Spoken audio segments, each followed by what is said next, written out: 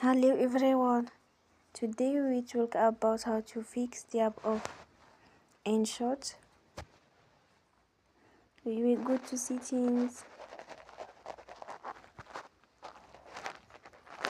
then we click on apps.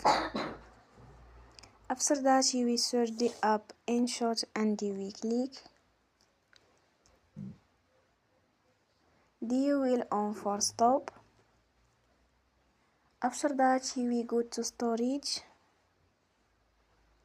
Then we click on clear cache.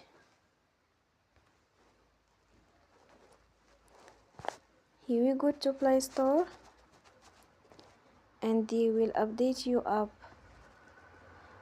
Don't forget to support us by like and subscribe. See you next time and thank you for watching.